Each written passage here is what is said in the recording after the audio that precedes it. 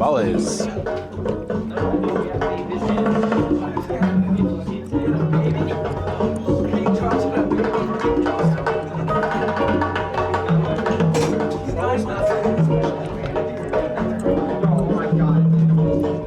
finishing this. I hate this TV show. I told him you didn't get your email, and he said he's gonna put you down. It's like French, but it's French. I don't know. I'm not sure that threatening a reference is the best way to get a good reference. You know. I don't know, man. All right. Now class has started. Now I can officially start. Hi, everybody. Happy Monday to you all. I hope that you're having a fine start to your week. So, we are going to be mostly talking about Cuba and Cuban history and Cuban music today, which is very interesting and lots of interesting, fascinating kind of stuff. So hopefully you'll enjoy the topic of conversation today. So last class we talked about Jamaica. So before we get to those questions, which colony or which country was mostly the colonizer for Jamaica? England. England, yeah. So mostly English is what is spoken in Jamaica still, because it is mostly an English colony. How happy were Jamaican people about that fact? Not very happy at all, of course. That shouldn't be a surprise to anybody. Well, okay, you got to be real careful with this. In the sense of the native people from the island. There are no indigenous people. That is correct. You got to be real careful about that, though, because Jamaicans are technically the descendants from the Europeans and the African slaves that were there. That's the case, remember, for basically everywhere in the Caribbean especially. So that's not unique to Jamaica. But are Jamaicans Jamaicans? Yes. Okay. Huh? Yes. Now, are they indigenous? No, because nobody is indigenous to those islands, really, because all those folks didn't make it. They didn't die. They died out. Now, when did Jamaica become its own independent country? Do you remember? No, it was like 1962. Yes, 62. What was one of the things that was caused by Jamaica getting its independence? Diaspora, right. People got out of Jamaica, mostly because the economy pretty much failed for lots of really complicated reasons. So you end up with lots of Jamaican people who ended up moving to, especially two places in particular. What two places did a lot of Jamaicans end up moving? England specifically, and the United States specifically. Now, other places, yes, of course, but even though Jamaica was a British colony, a lot of people, when they left Jamaica, ended up going to England and getting kind of caught up in all the different political movements that were going on in England in the 1960s, none of which I'm going to get into. We did talk about that a little bit, the punk movement, how two-tone punk, or like second wave ska, was really just like British punk and Jamaican ska mixed together. And that's where a lot of the sort of ska stuff that became popular later on really originated with two-tone stuff from England in the 60s and early 70s. Cool. So that gets to the question, what is ska? Yeah? The Jamaicans take on very popular like punk bands and like the Beatles and stuff like that. Not quite. It's earlier than that, yeah. It was based on R&B in the 1950s. Yeah, American R&B from the 50s. Think Chuck Berry and Little Richard stuff. So before Beatles things. So it's earlier American like R&B rock stuff is what Jamaican ska was influenced by. What was the point of ska? What was its main like objective? Dancing. It's dance music. It is out and out dance music. Okay, it is meant for dancing. What about reggae? Political. Yeah, reggae was much more political music than ska. It was a lot more related to American folk music and protest music of the 60s. Stuff like Bob Marley things. We will circle back in a little while to talk more about Bob Marley, but I want to get through a bunch of other things first. I have not seen it. I hear it's amazing. I'd love to see it too. So We should watch it. We should pirate it. I'm not going to pirate it, but I don't know, maybe. We'll see. Yeah. And then dub. What is dub? Oh, isn't that like Huh? It's kind of like early rap music. Yeah, toasting. It's kind of built up around what? Like, what is the thing? directing like a party, right? Yeah. So it's a party. So dub is party music.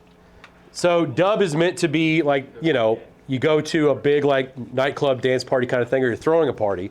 If you were going to hire somebody to play dub, what two people would you probably end up hiring? A master of ceremonies, an MC, and the loudest possible speakers, usually owned by a DJ, right? So a disc jockey, right? So that idea of like, hey, we're having this big giant party, need to hire somebody with the loudest sound system possible, and then somebody to actually run the party, that's dub, which later on, as we'll find out, becomes pretty hugely influential with hip hop and rap stuff, but that's later. Cool, good. And then we got ourselves, of course, a blank map, because it's important for us to always be confronted with a blank map of the Caribbean. What we got here? Haiti. It's this. The one that we're talking about today, Cuba,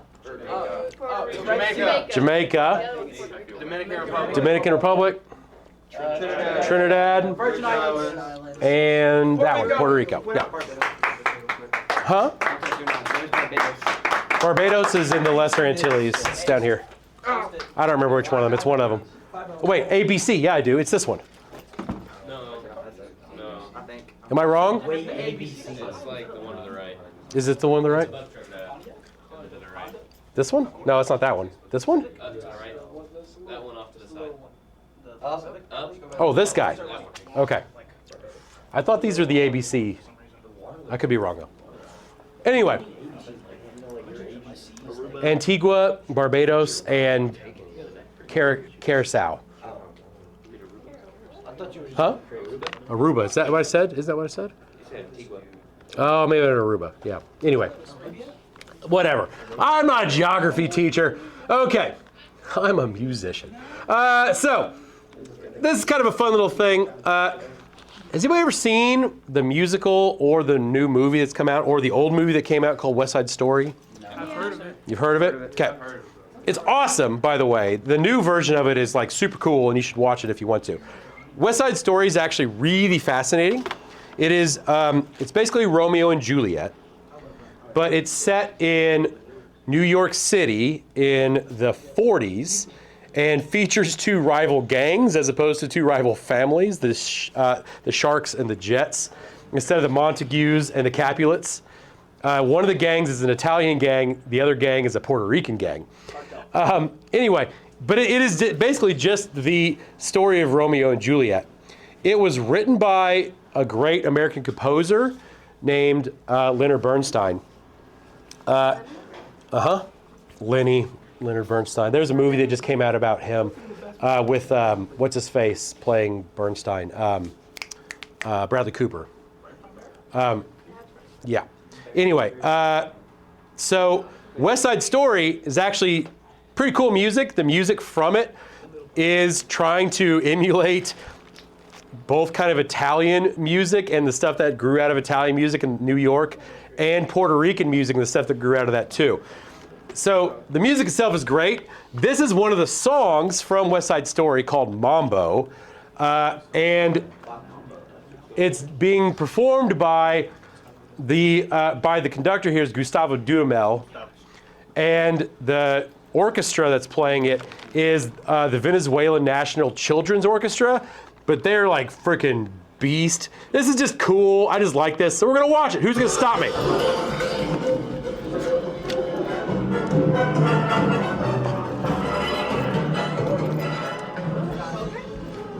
They're like late teenager. So this is like the equivalent of like a high school, college kind of age.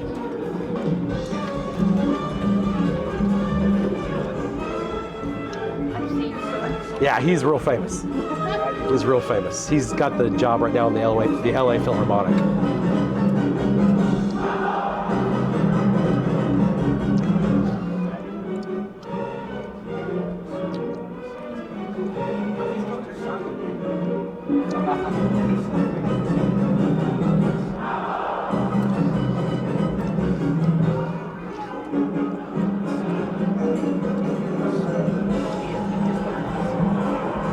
Yeah, it's like high school, college age. High school is super senior. Super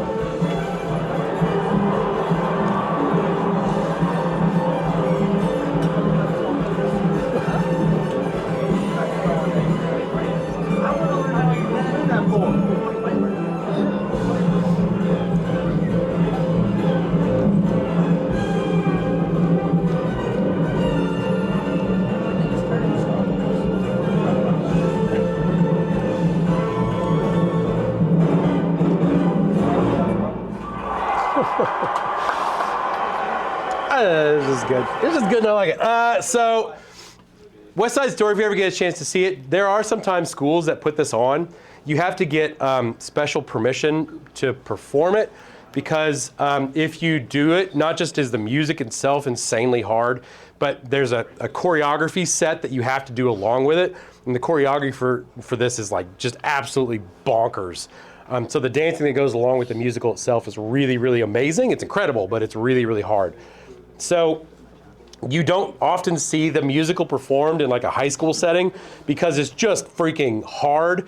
And also, like, if you're doing a story that features, gang warfare between Italians and Puerto Ricans, that probably precludes a lot of places from doing that kind of thing, But it is, if you ever get a chance to see West Side Story, it's way better than you think it is. It's way cooler than you think it is. And it's definitely worth your time. In any of them. There's 2 movie versions now, and then they're both good in different ways. I think the music, like the playback, like the actual recording of the old one is better than the new one, but they're both incredible. Like they're super, super good. Anyway, it gives you a little bit of kind of the sound we're going to be listening about today. All right, Cuban history. I had you start copying this stuff down last class. I don't know if you got to it or not. And this is what we're going to be learning about today. This is going to get some stuff that you probably don't know about American history, which hopefully will be interesting and informative to you. Okay, so just like all these other Caribbean islands, Cuba and the people who live on Cuba are not indigenous to Cuba. They are a ethnic mix of Europeans and Africans, the people who are there to colonize and the people who were brought there as slaves. Unlike Jamaica, where the rules and culture and things kind of made it so that there wasn't a lot of intermarriage between English and African descent people, in Cuba, that's not the way it was at all, actually. There was a lot more mixing between groups. So the people who are in Cuba now are really pretty much a 50-50 split between Spanish colonists and the West African slaves who were brought there. So much so that kind of Cuba has its own sort of specific ethnicity.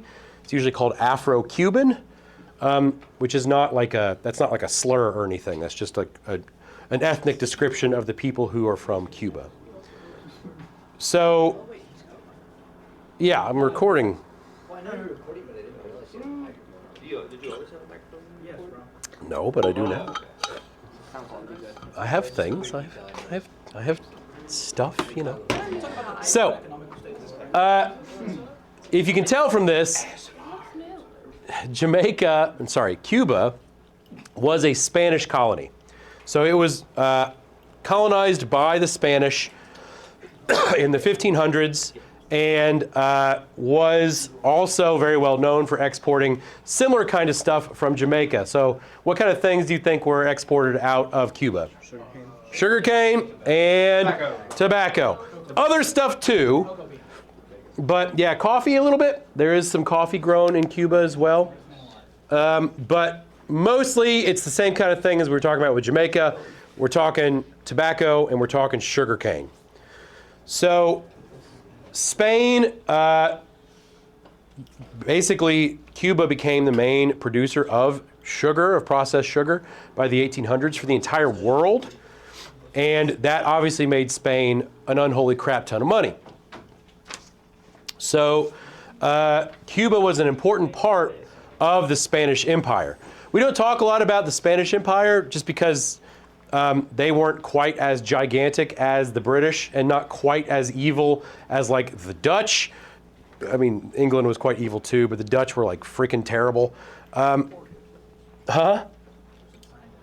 But the Spanish Empire existed as well. They ended up getting control of a lot of places in Central and South America, which is why Spanish is so prevalent in those places now. It's because a lot of those places were Spanish colonies.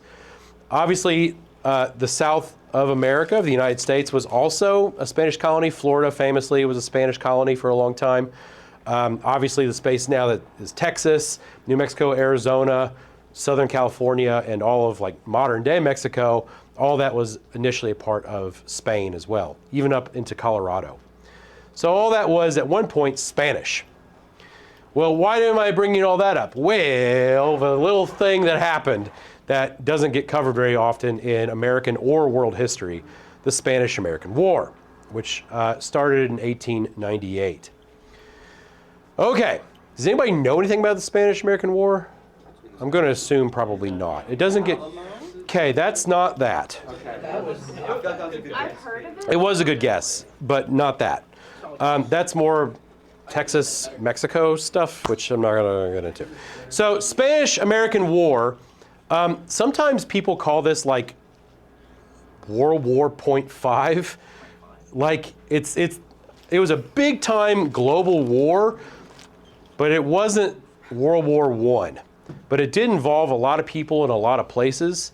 And a lot of the terrible things that would happen during World War I were kind of previewed during the Spanish-American War.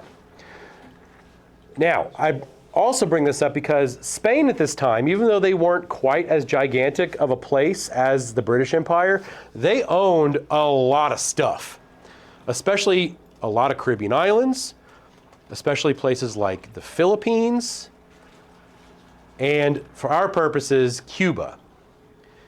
And the Spanish-American War started with a really interesting thing that I need you to add into your notes. The sinking of the battleship Maine. So America was starting to become a big giant navy. They were not the big giant navy that they would eventually become, especially after World War II. But they were starting to build modern naval ships. I put modern in quotations because if you know anything about naval history, this is like pre-Bismarck, so it's not like quite the same kind of battleships as you might think of as a battleship. But the U.S. Was starting to build big old giant boats for battling things. And one of those big old boats for battling things was called the Maine. They were naming them after states at the time. And the battleship Maine was in Cuba, was off of the coast of Havana, I think. And it exploded one night. It exploded real big and, blew up and sank, and lots of people lost their lives. It was a big deal. And the question has always been, was the Maine blown up purposefully? And if so, was it blown up purposely by Spain? Because the United States sure used that as the reason to go to war with Spain. And that was sort of the rallying cry. That was the event that caused the American-Spanish war to start, was this big old battleship blowing up in Cuba. After the fact, there's been lots of other speculation that says maybe the Maine itself just kind of blew up. This is the time when they used coal to actually, make the thing go. And coal dust Coal itself is actually not super flammable. I mean, obviously it's flammable. That's how you get coal power. But coal dust is crazy explosive and flammable. If you get coal dust suspended in the air, it is extremely dangerous. And obviously they used coal to burn to make the boat move. There's lots of supposition that maybe it blew up accidentally. There's even more people who are like, maybe it wasn't the Spanish who purposely blew it up. Maybe it was the Americans who purposely blew up their own boat in order to have a reason to start a false flag attack, in order to purposely start the war with Spain. Regardless, boat went boom in Cuba. America said, I got an idea, let's invade Cuba and also everywhere that the Spanish are. Let's go. So the sinking of the Maine is what started the Spanish-American War, which was over very quickly because America rolled the Spanish hard. It was not a long war at all, and Spanish lost in a big way. There are some kind of funny things. If you know anything about the life of, before he was president, Teddy Roosevelt, this is the Rough Rider Teddy. This is Teddy Roosevelt when he led a cavalry charge in Cuba. He had an entire giant cavalry unit who just landed in Cuba and basically just went around destroying stuff because Teddy Roosevelt. And so he very famously led a giant cavalry charge in Cuba before he was president. There's all kinds of crazy, oh no. Hello? I can sing Caden Redford to sign out, yes. Bye, Caden. Shoot well today. So, basically, America beat the ever-living crap out of Spain and essentially demanded all their things. This is how we got what now is Texas and, different parts of Mexico, like New Mexico and Arizona and up to Colorado. This is how we got Guam, kind of. This is sort of how we took over the Philippines, even though that's a really crazy story that I'm not going to get into. If you want to be really unhappy with American history, you should look up what happened in the Philippines post all of this, because my God, is it terrifying. But for our purposes, the big thing that we got was Cuba. Cuba became an American protectorate in 1902. What the heck is a protectorate? Well, it's basically a colony. America in this time period was essentially becoming a late colonial power. We were trying to take over lots and lots of places because we just sort of wanted to. Oh, this is also how we got Puerto Rico. I forgot to mention that. Puerto Rico became a part of the United States after the Spanish Civil War as well, or the Spanish-American War. I keep saying Spanish Civil War. That's a different thing. That's like pre-Nazi stuff. That's not what we're talking about. So basically, America got lots of islands from the Spanish and also parts of the American Southwest from the Spanish after this. So Cuba became basically part of the United States and remained that way for a really long time. Cuba was essentially a resort playground for rich Americans until the 1950s. So through the 20s, 30s, and 40s, Cuba was really just not quite a part of the United States, but was basically the United States and was sort of this purposely unjurisdicted, lawless nightmare place. Basically, it's Las Vegas on an island, on a tropical island. That sounds awesome. That's essentially what it was. Gambling, nightclubs, all the things that went along with that. It was mostly controlled by the American mob, different parts of the American mob. There were, political controls in place, but the people who were in charge politically of Cuba at this time were pretty much propped up puppets from the United States.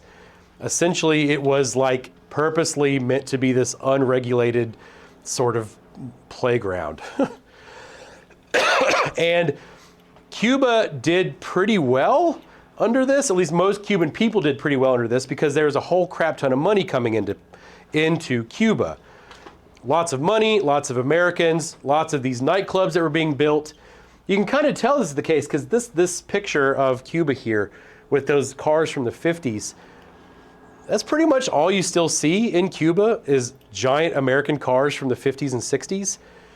And a big part of the reason for that is after a little thing happened, Cuba no longer had the United States as a trading partner because we were very pissed off with them for reasons that we'll talk about here in a second. And while Cuba had been very, very wealthy as basically America's playground, once they made some choices, America stopped sending money and people and everything else there, and essentially their economy collapsed, which, you know, led to some other things that we'll get to. So if the United States treated Cuba as giant playground, this meant some things. So in the 1940s, 30s, and 40s, when this was at its peak, there were lots of nightclubs and casinos and resorts and hotels and all the things you can think of that were in Cuba, built by Cubans, staffed by Cubans, but were there pretty much entirely for rich Americans to come and stay and play. So 1940s and 50s, what kind of 30s and 40s and 50s, I should say, what kind of music do you think a lot of these nightclubs were playing? Swing. They were playing swing because swing was the pop music in the 30s and 40s, right? So what kind of dancing would you expect there to be in those nightclubs? Not really flapper so much. Swing dancing, really. Mostly it's swing dancing. This is important for our purposes because the main kind of music that became a thing in Cuba during this time period is called mambo. And you need to write that down. Mambo, not mamba, that's a snake. Mambo is a snake. It's just a little line at the end of the row. So mambo is Cuban dance music from the 30s, 40s, and 50s. And it is hugely based on swing. It's mostly swing. It's swing music with Afro-Cuban instruments. Congas, timbales, cowbells, that kind of thing. So it's basically American swing music plus a bunch of Latin percussion instruments, which explains a whole bunch of stuff when we hear it, because it sounds like American swing music plus a bunch of like cool Latin percussion stuff, because that's what it is. 100%, that's what it is. Mambo was designed to basically be American swing music, plus a little bit of this sort of interesting kind of tropical mixed music too. Basically, it took a lot of previous styles of Cuban music, specifically there's a type of music called son, S-O-N, that was really the basis for a lot of mambo. But Cuba was like the place to go. Cuban cigars became really popular because people were going down there to buy these really expensive cigars because there's lots of tobacco growing going on there. Places like the Copacabana, a really famous place that if you know some terrible music from the 60s, you might know that name. All that, these kind of like nightclub sort of casino places, all that, Cuba was the place to go. This is, by the way, before Las Vegas was really what we think of as Las Vegas. A lot of the reason why Vegas became so popular in the 60s is because their previous giant nightlife playground was kind of lost to them after 1953 and the Cuban Revolution. The next thing you need to have written down. The Cuban Revolution is super complicated. If this was an American history class, we'd spend like a week on this because it's really, really, really complicated. I'll TLDR it for you pretty well, though. Essentially, Cuba loved having lots of American dollar bills being spent, but they wanted more of those dollar bills to stay in Cubans' pockets.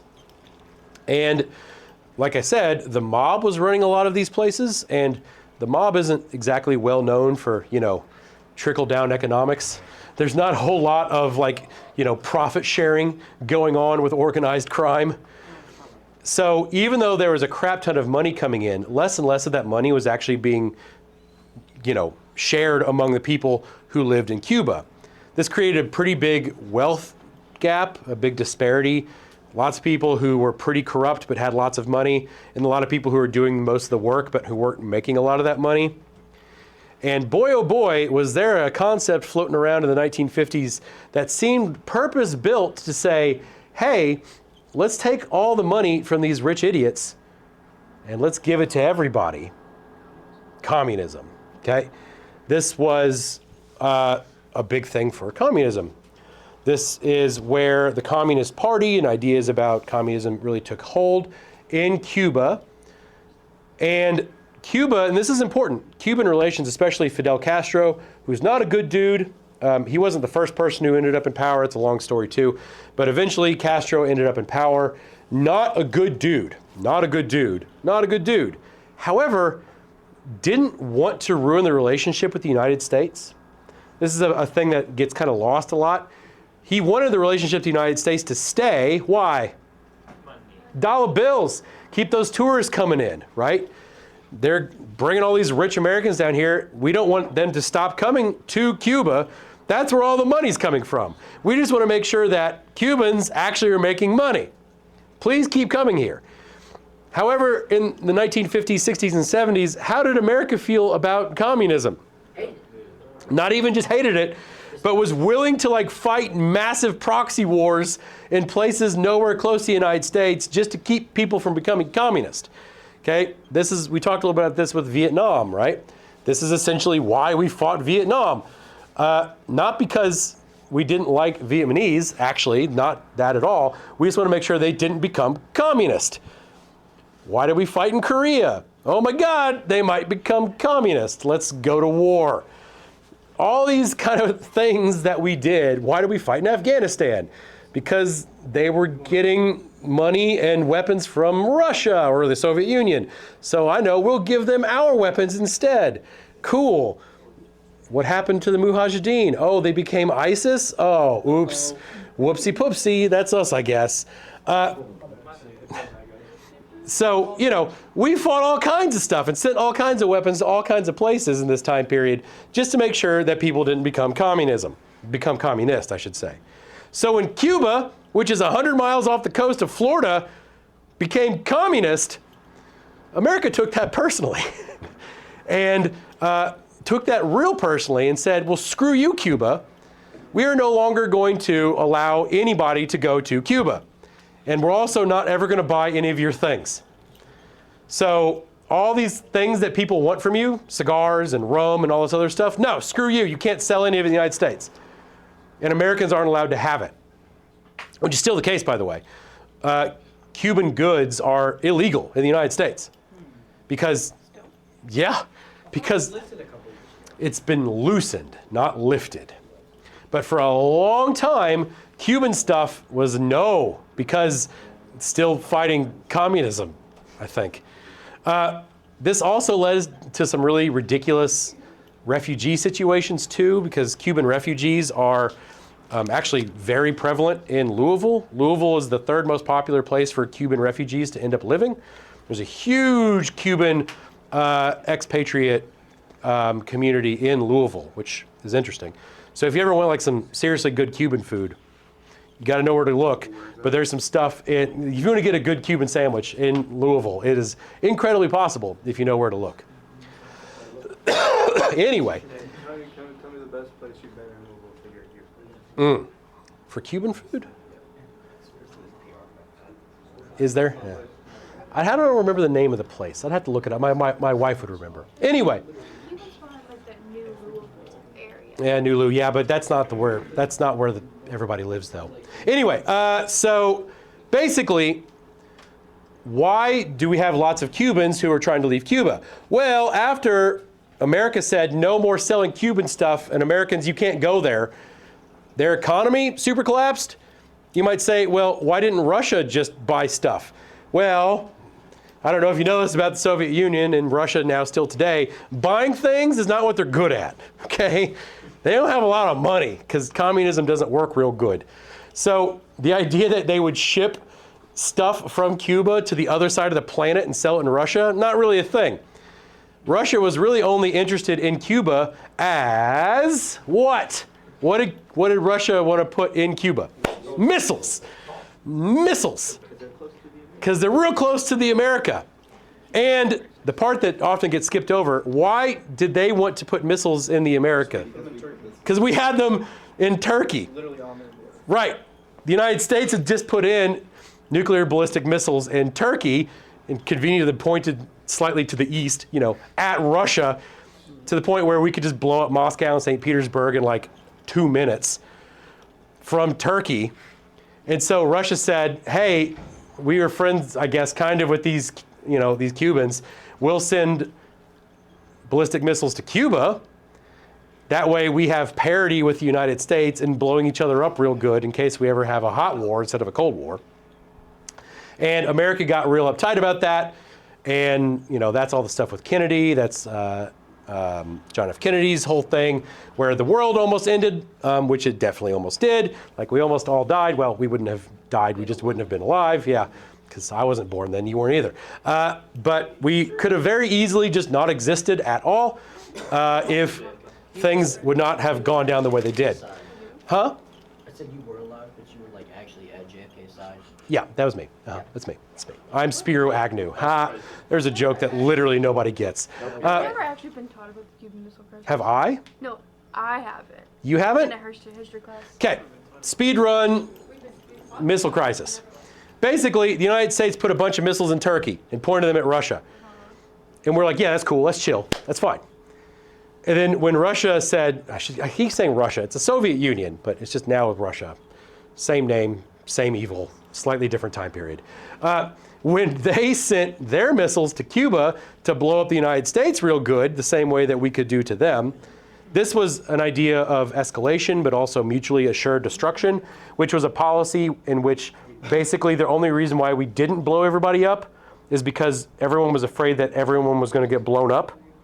That if one country launched missiles, that the other country would also be destroyed, no matter what. We used to keep planes flying in the air doing big circles around the United States carrying nuclear weapons for like 30 years straight, specifically so that if missiles started flying in, we could just send our planes on a suicide run to Russia to just nuke them. Huh? B-52s. Yeah, that was literally their entire job. Same thing with nuclear submarines, and the same thing with all the missile silos out in Kansas, where as soon as missiles were detected, we shoot our missiles too, but we'll all die, but so will they. Mutually assured destruction. That's basically kind of what the policy was from late 1950s all the way through until 1991. Was cool. You kill us, we kill you, we all die. Yay. So missile crisis, 62, sorry. Russia sent missiles to Cuba to be pointed at the United States in retaliation to the United States having missiles in Turkey pointed at Russia. The Russian leader at the time and JFK were having lots of conversations back and forth about, hey, we know that this boat that's coming here that you say is carrying humanitarian supplies for Cuba isn't. We know that it's carrying missiles. We have this giant Navy blockade set up. If your boat goes past this point, we will sink it. And then Russia said, if you sink our boat, we'll launch your missiles. And America said, if you launch your missiles, we'll launch all missiles. So basically, it's this giant game of nuclear chicken with a boat coming into Cuba. Okay. By the way, we have a Navy base in Cuba still. So like when I say we sent out a bunch of Navy stuff, it wasn't like we sent them a very long way. Like they were already just there. So we sent out an entire carrier group that would have annihilated that boat, but then would have caused them to shoot missiles, to shoot missiles, to shoot missiles. We're all dead. Imagine being the captain of that boat and Right. having no idea. Oh, he had an idea. Oh, He was and in constant communication with everyone. yeah, well, kind of. And eventually, he got the captain got the signal to turn the boat around. And basically, it was all done so that it looked like Russia lost. What actually happened, and we just found this out not too long ago, is that JFK agreed to take the missiles out of Turkey. But that was secret. So it made it look like America won. In reality, we did win by not dying. But in reality, both countries de-escalated, which was one of the very first times that we actually purposely decided to take weapons away as opposed to continue to point them harder at each other's heads. So that's pretty chill. Yes? Interesting thing about the whole crisis was Russia never managed to ship the warheads over. Yeah, it was... Yeah, they were holding the warheads until it actually started to escalate, so it was literally no threat at all. Well, it was a philosophical threat. Philosophical threat. Yeah, and a geopolitical threat. So there weren't going to actually be, and the thing that's also funny about this too is like, it's not like, oh, yay, the Cold War's over, we're all safe. There were still literally thousands of missiles pointed at the United States, right? Like, it's just they weren't right next door to us. And they weren't in range. So, there's still plenty of missiles in range. It's just, Didn't have, oh yeah, they did. Oh, sure they they did. didn't get them until the 70s. They still had Tu-85 bombers that could have done the job just as easily. There's lots of things that could have still been, we were not safe. It's just we were not dead at that exact moment. So anyway, that's the speed run Cuban Missile Crisis. Fun. Now, all this stuff, yes? Fun fact, did you know one of the major targets was Charlestown? Yeah, because it's the ammo dump. Yeah. It's still there. I mean, you still see all the different ammo dumps where all the stuff were made. But yeah, bullets and howitzer shells, all kinds of stuff was made just right down the road. Anyway, so all of this really caused a lot of economic ruin in Cuba. The fact that the Soviet Union wasn't super interested in actually like helping Cubans, they just wanted to use it as a missile base. All of the economic stuff that had built up for rich Americans to come and play in Cuba was now empty. And Cuba basically had a collapsed economy overnight. And the Communist Party, who was mostly inept, was super unable to deal with this and decided they were going to deal with it by being horrible to their people, which they were. There's a lot of super terrible things that happened to Cubans by the Cuban government in order to try to basically create a slave state in order to make sure that they could still feed themselves. Real bad things. Real bad things. This is what caused lots of Cubans to try to flee Cuba and make it to the United States. Whenever I was a kid, you're too young to remember this, but for a long time, there's a policy in the United States that if a Cuban made it to dry land, they were given, not citizenship, but they were given a special refugee status, which basically was a way to give them some money and kind of get started and become a part of the United States to eventually become a citizen. If they were caught not on American shores, they had to be sent back to Cuba, which is really weird. But this created a situation where massive numbers of boats filled with Cubans were trying to make the crossing from Cuba to usually Florida, but sometimes to like Louisiana or Alabama and some other places too, in order to try to get this special status. The reason why that status existed was specifically because the United States was trying to fight communism, and they were incentivizing Cubans to leave Cuba in order to basically ruin the Communist Party in Cuba by getting people out of Cuba. But due to all kinds of really weird, stupid, idiotic things, you had to make it to the United States to get that. And the possibility that their citizens could have supported the party. Well, that gets complicated too, because the party was actively trying to kill a lot of people. Because being a political dissident basically just means not being a hardcore communist, and most people in Cuba were not hardcore communists. They wanted to have money to support their families, but they weren't like, yay, communism. But it's also like, it's just weird, like, oh, we're gonna fight communism by taking the... I know. people from a communist country. I'm not saying it makes any sense. I'm saying it's the system that we had until like literally 10 years ago.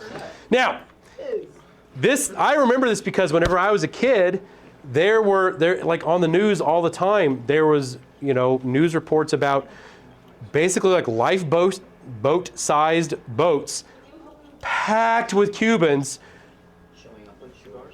trying to make it across and showing up on the shores. And as soon as they made it, they were set. And like legitimately, the government would like instantly like take care of them and move them to places like Louisville. But if the Coast Guard caught them, load them back on the boat, send them back to Cuba. But like for your life with your family, and like real bad. And this led to some just like horrific stuff, like some really, really terrible things. Yeah, not good. Yes. What if they're like on the beach, just like Wet foot, dry foot is the name of the policy. If you had dry feet, So, what if you're in the water? like wet foot, no. Like when I'm this sounds stupid.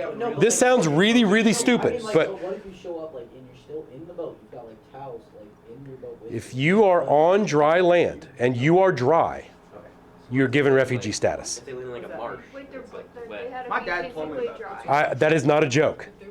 If you were on dry land and you were dry, refugee. That's so stupid. Yes. Even if they're on dry land and if you were wet. Like it basically, if maritime law applied, you're going back to Cuba. Maritime law. Yeah, it gets really complicated and really stupid. Again, if you want to learn more about this, you can learn all you want about this. It's not like it's a secret information. You should look it up. It is fascinating, and it is fascinating, not necessarily good, but fascinating, okay?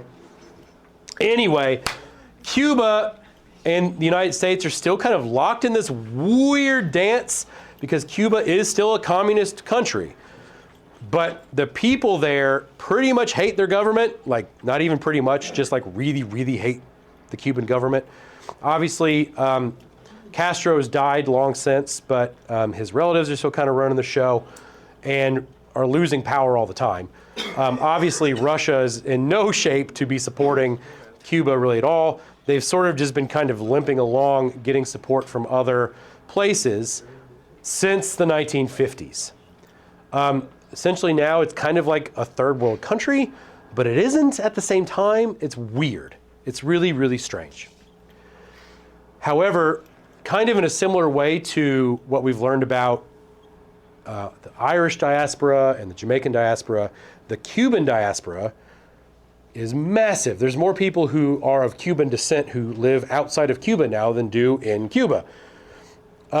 And the place for Cubans to go was the United States. Louisville, as I mentioned, has a massive Cuban population. The two cities that have more Cubans in them, one makes a lot of sense and the other one makes a lot of sense too. Miami is number 2, New York. And New York. So New York is where lots of Cuban refugees ended up. And the influence that those Cubans brought to music and culture in New York is a huge deal, and we will get to that as we learn more things. Okay, let's learn a little bit more about the music. Mambo. So I already had you write this down. Mambo is based on 1940s era American dance music. It was there specifically because all the nightclubs and casinos and stuff and all the people who went down to Cuba specifically to party and have a great time wanted to listen to music and dance, obviously the same as anybody would nowadays. And so lots of Cuban nightclubs and therefore Cuban musicians were trained up specifically to play that kind of music. And they took American big band swing music, put a little bit of a Cuban spin on it, mambo. Mambo, still super popular in Cuba and also outside of Cuba. And, okay, you said it. Okay, so Lou Bega in the 90s, a song called Mambo Number 5. Is Mambo Number 5 a mambo? Not really. The song that it samples, however, is a mambo. Let's listen. Yeah, you think that song, but it's a little different than that. What time to go to lunch? Is it 50? 49. 50, okay. It's actually right now. I like Yeah. the song. Maybe not the place. It's about the place. I can ignore that. All right. The IRS deadline is here. Oh, God. Snap it on YouTube and follow your So good.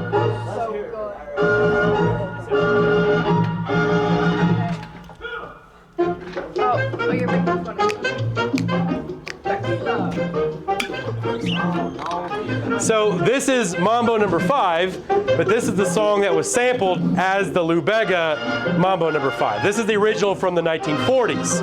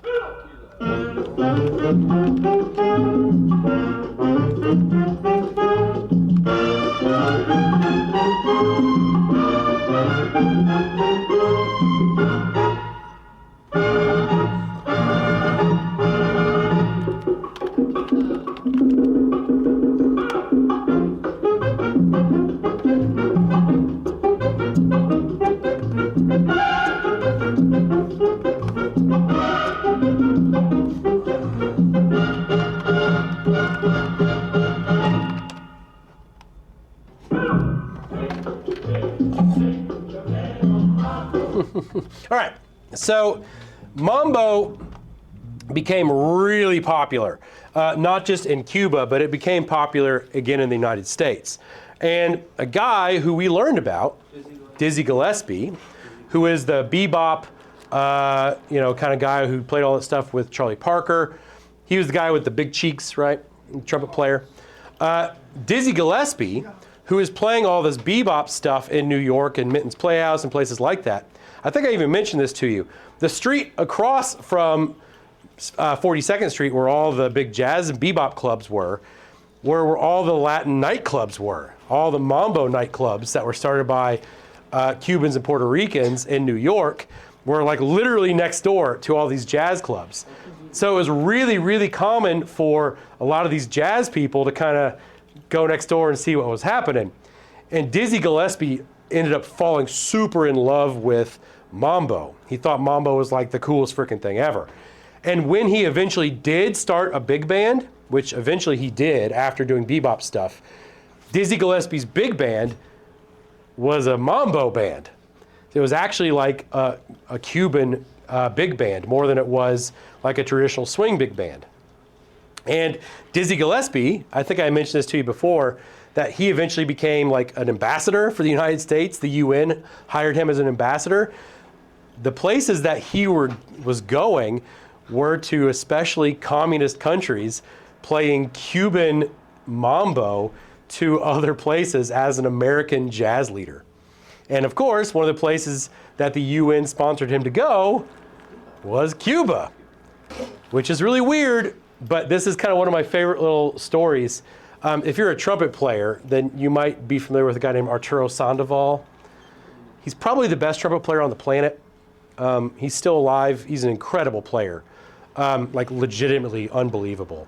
He's Cuban, and he was basically smuggled out of Cuba by Dizzy Gillespie.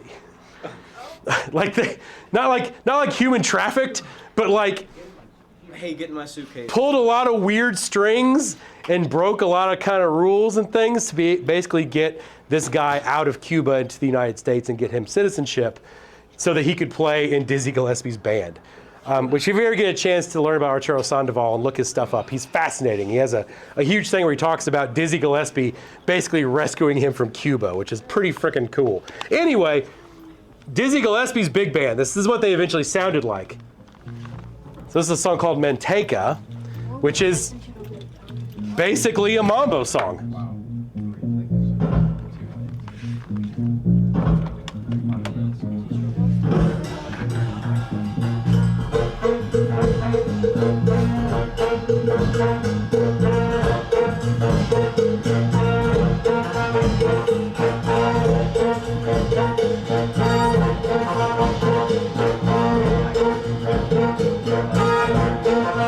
There he is.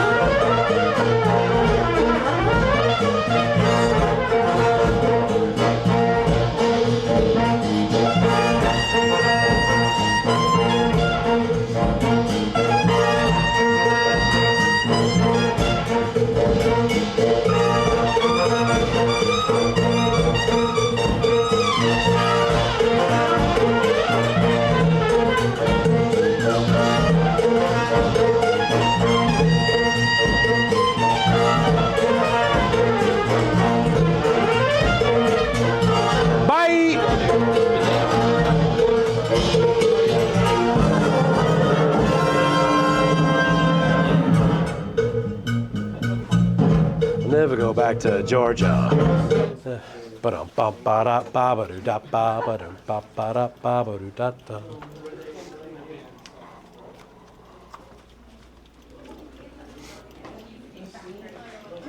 I saw his note. It said appointment. It said he's leaving for an appointment.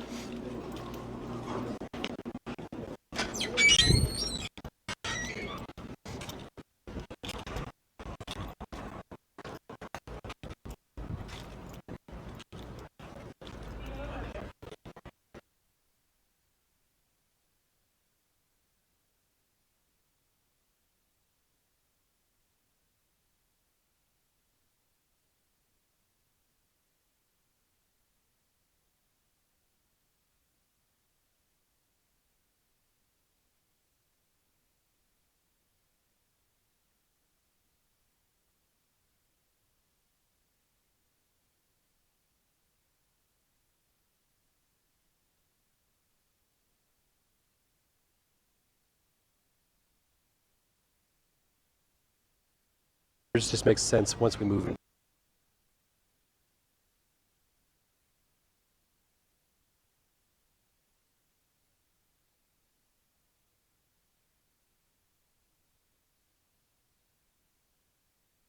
Right now, it doesn't matter.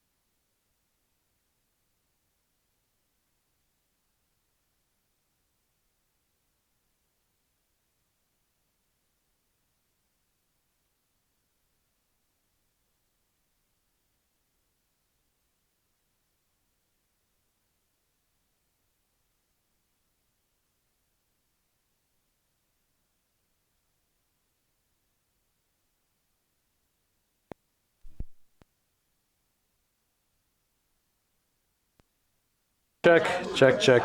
All right. I'll flex those singles at him. All right. You just gotta stick your finger up and say, "What's up, brother?" No. What's up, brother? I will not. What's up? I used to be cool, but then I became old. No, you're still in your youth. No, I'm not. I'm the richest girl in the world. I have 2 kids and a mortgage. I'm only 9 years old. I have all this money. You tell your wife a mortgage. No. I think my car tax. My mortgage is a mortgage. Thank you very much. I got 2 kids with a liability. I got misery. No. Did you really? Okay. I just see you though. So, as mentioned, after the Cuban Revolution in the 50s and Cuba became a communist country, and things kind of went down the tubes in Cuba, and lots of people started leaving Cuba, the Cuban diaspora. There were lots of places where Cubans went, Miami and New York kind of being the most notable. For our purposes, Louisville is interesting too, but one of the big styles of music that came from that is called salsa, which you've almost certainly heard of. Salsa music is super popular and is really, really common. And salsa is not Cuban directly. Salsa music is really music from immigrants, Cuban and Puerto Rican immigrants. And it became super popular as a dance music, specifically in New York City. Salsa is actually an American dance music form, but the people who made it were Cuban and Puerto Rican people. There's the name of a place here, the Palladium in New York City. The Palladium was a dance club that in the 50s and 60s is where salsa music came from. And salsa music is this super cool, really like intense partner dance. So it's for 2 people. And it is spicy. Salsa is spicy. That's the idea. That's why it is called what it's called. But salsa music is distinct from mambo. So mambo is like actual Cuban dance music. Salsa music, which kind of early on sounds a little bit like mambo, but salsa is different and is specifically a partner dance. Mambo is kind of like just party dance. Salsa music is partner dance, 2 people dancing, okay? So salsa especially became really, really popular in the 70s when kind of the nightclub scene became a thing. That's where disco started to become a thing and all that stuff. That's when salsa music really, really became popular. But salsa music is not Cuban. That's the thing I want to make sure you get into your heads here. Salsa music isn't Cuban. It is made by Cuban and Puerto Rican immigrants in the United States, specifically in New York. All right, so let's listen to some salsa music here. It's almost Cuban, but not quite Cuban. I can't believe it's not Cuban. That's right.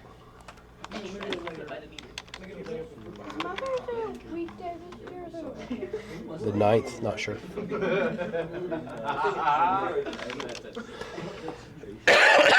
All right. Are you in? Oh my gosh. Salsa? Such a good dipping thing. Agree. You don't like salsa? What does it taste like? Tomatoes? It tastes like salsa.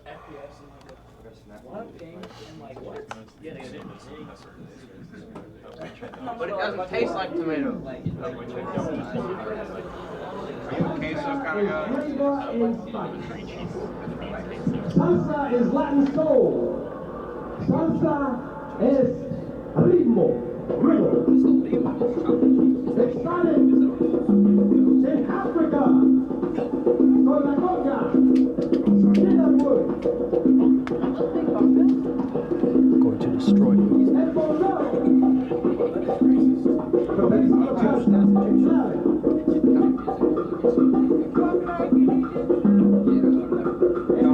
Now we got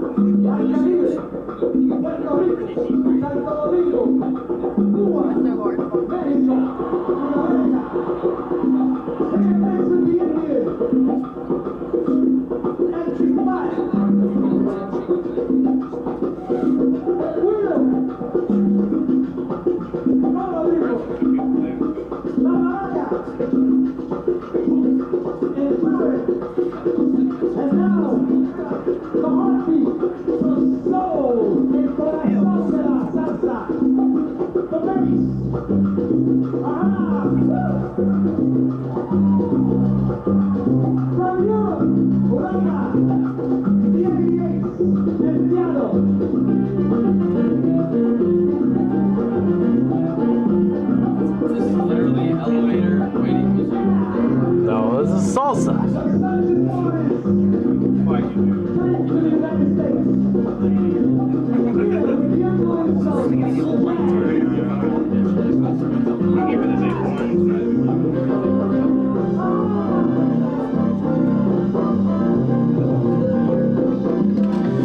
Now, so this is from the Palladium, okay? This is in the 1970s, a recording from the actual dance club where this stuff was going on. So, very often, people are like, well, what is the difference between mambo and salsa? And the big difference is the time periods when they were really popular and who the intended audiences were. Because mambo was like Cuban music that mostly just Cubans were into. Salsa music was like pop music. We haven't learned about disco officially yet. We will be talking about disco soon. Salsa is like disco, but for like Latin dance music, okay? It's like super polished, super packaged, super produced kind of music. It's meant to be like a money-making dance weapon. Mambo music is like dance music, but it's not nearly as like broad and not nearly as popular as salsa music. Nowadays, anytime like you hear what you probably just think of as like, oh, I don't know, that's some kind of like Latin dance music, it's salsa, okay? Salsa has become everything, like it's huge. And it's kind of become this generic sort of catch-all term too. It's not, like it is a specific thing, but most music that people are like, I don't know what it is, it's like, sounds like cool dance music and there's like a bunch of Latin percussion instruments, I don't know, it's salsa. Not necessarily, but nowadays that's kind of just what a lot of people call it. So salsa music is probably the most popular of all these musics that we're talking about, even more so than reggae and ska and all that. Like salsa music is huge across the planet. It's very, very popular, and a lot of people listen to it. And it started by Cuban and Puerto Rican immigrants in New York City in the United States, really in the 60s and 70s. Okay, questions about salsa? The Isle of Man, is that what you said? Bringing the Isle of Man back? All right, cool. Trinidad. This one's gonna be a lot shorter because we've basically already talked about the big thing that there is to know about Trinidad. What is the thing from Trinidad? Steel drums, cool. A little bit about its history. Trinidad is way more complicated. Trinidad was a colony of basically everybody at some point. It was both Spanish and French and British at different points, and Dutch at different points in time. And was, you know, kind of a colony of everybody. Because of that, Trinidad is a way more multicultural, multilinguistic place. English is the most common language spoke there, but because it was a colony of basically everybody at some point, Trinidad has a really wacky history, and the people there are have a lot more kind of multiculturalism in their culture itself.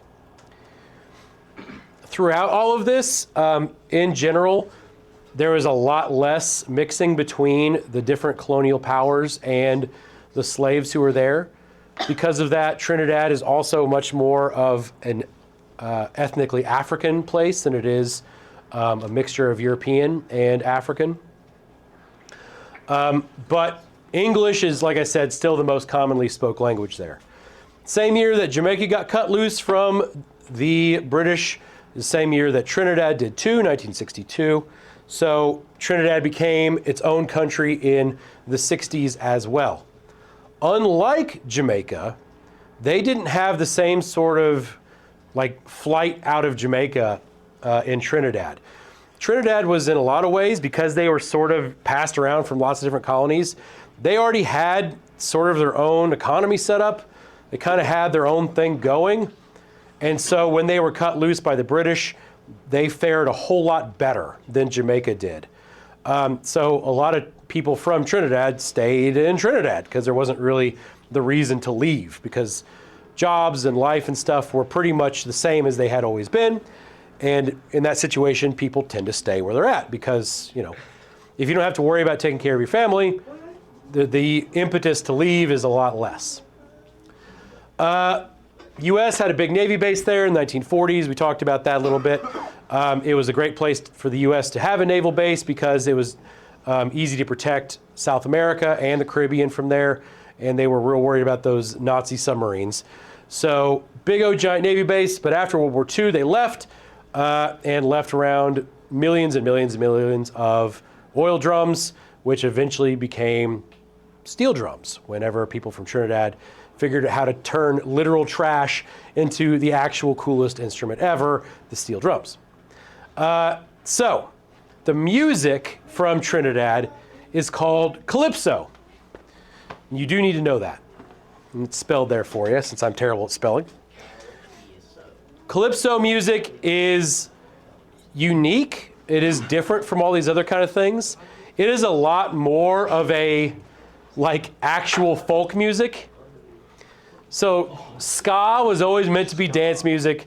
Reggae was always political. Mambo was dance music.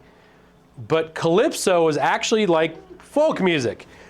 People in Trinidad played calypso for all the reasons that all the other people play folk music. It's something to do. It's something you can share with people who you live around.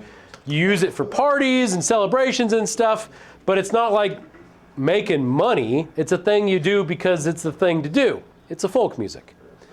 So calypso is a lot more like a historical kind of thing than it is like an out and out dance music type.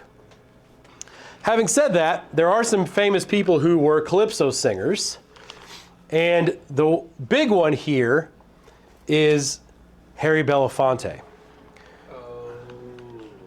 Even though he's not from Trinidad, he became sort of the main sort of voice for calypso music and for Trinidad itself.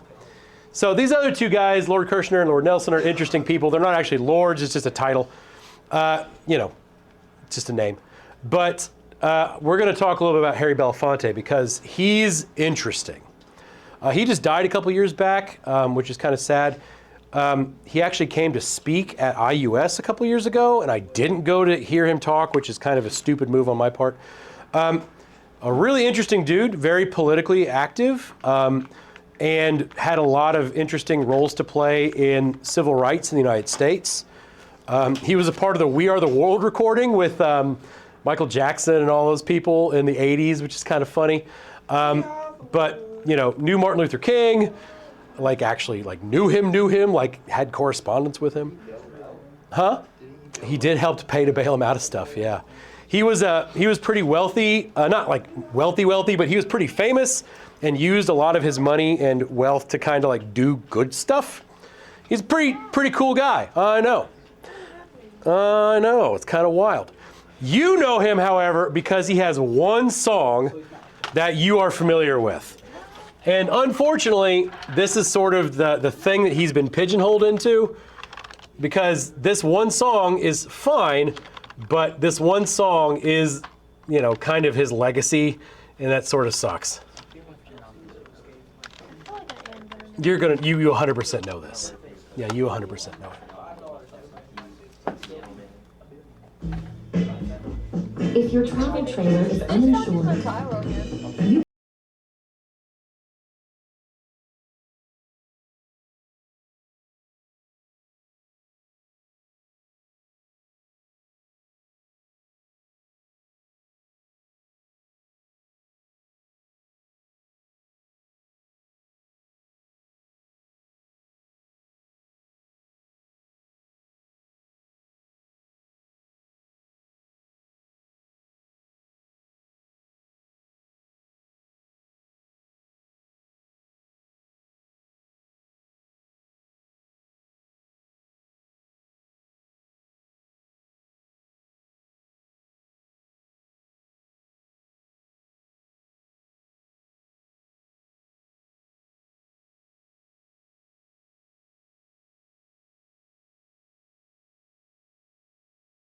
is Harry Belafonte. Song he wrote. It is a great example of what calypso music sounds like. It's, you know, kind of chill, kind of laid back. The thing is that this song actually does have a message to it, which if you actually were to listen to it, you might get what's a little bit.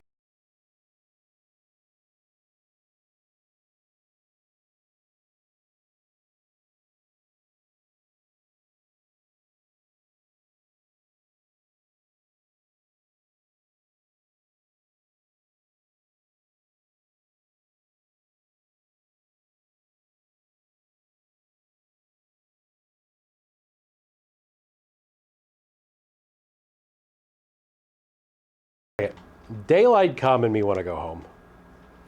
Well, it's coming. You've been working all night. Not necessarily a slave, but definitely has been working all night doing what again? With the wind. With the women. Well, he's waiting for the tally man to come and count the bananas. He's been picking bananas. He's been picking bananas all night. Okay? And probably not under the kindest of circumstances. So slavery wasn't quite a thing in the 1960s in the UK. They were much more into, because the UK had banned slavery way back in the 1600s. They got rid of slavery way before the United States did.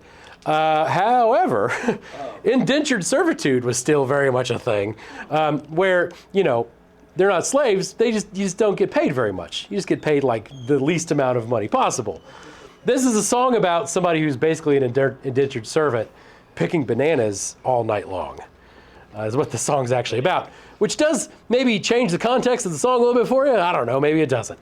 But is definitely what the song is about. People film their cats to this song on TikTok now. Oh, I'm aware that it's like a thing. It's always been, I mean, Beetlejuice, the movie, is kind of what ruined this culturally. Because this song got used so much in that movie as like this sort of light party song. And the thing that makes it really strange is like, it's not like some laid back party song. It's a song about a guy being forced to pick bananas. But, you know, it's kind of a weird thing to be like, yeah, laid back, chill party song.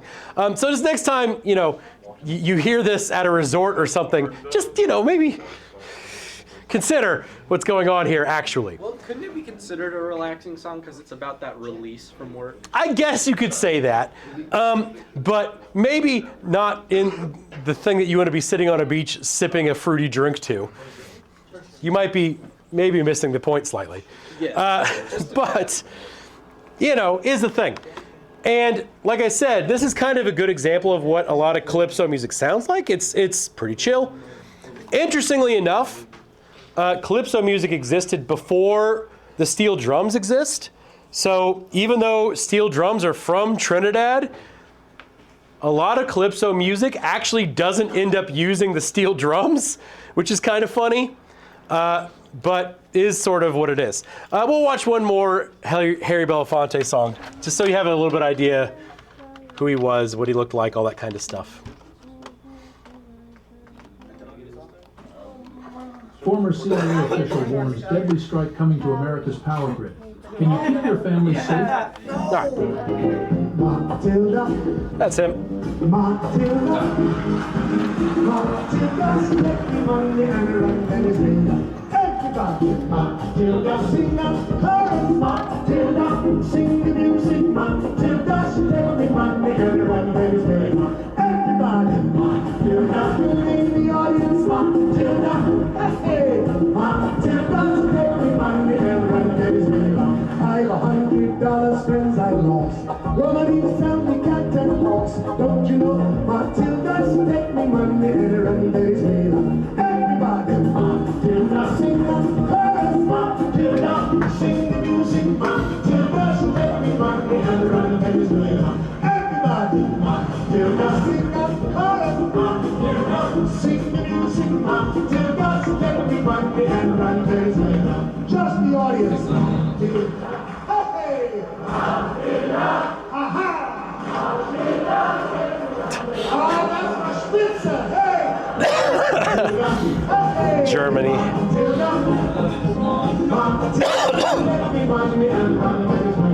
Well, the money was just inside the head. Stuck up in a pillow beneath the head. Don't you know? Matilda's let me money and run Venezuela. Everybody. Matilda, sing out the chorus, Matilda, sing the music, Matilda, she's taking me from the other Venezuela. Once again now, Matilda, wanna make all the money, she don't what she run. Matilda, she's taking me from the other Venezuela. Just the choir, Matilda, hey, Matilda. Matilda, she taking me from the other Venezuela. Once again, Matilda, Matilda, Matilda, Matilda, she gave me money and run Venezuela. Matilda, she gave me money and she run Venezuela. Matilda, she gave me money and she run Venezuela. And she run Venezuela, and she run Venezuela. Matilda, she gave me money and she run Venezuela. Matilda, she gave me money and she run Venezuela. Matilda, she gave me money and she run Venezuela. He died last year. Matilda, she run Venezuela. Matilda, she run Venezuela.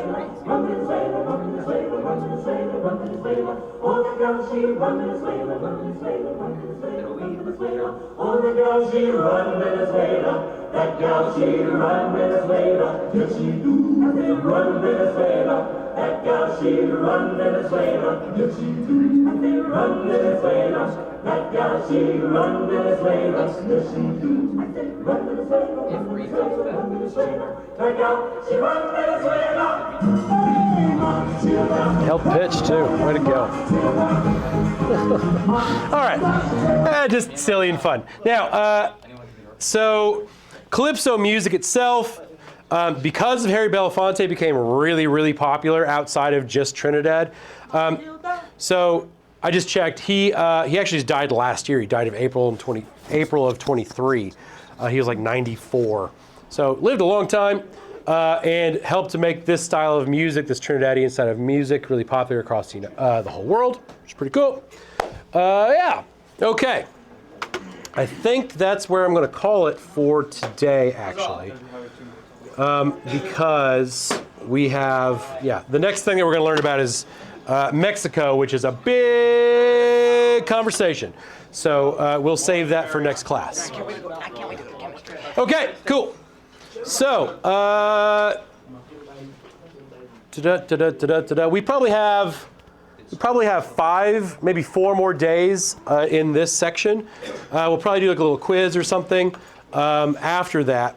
Then we'll move into rap and hip hop, which we'll spend about 3 weeks in probably.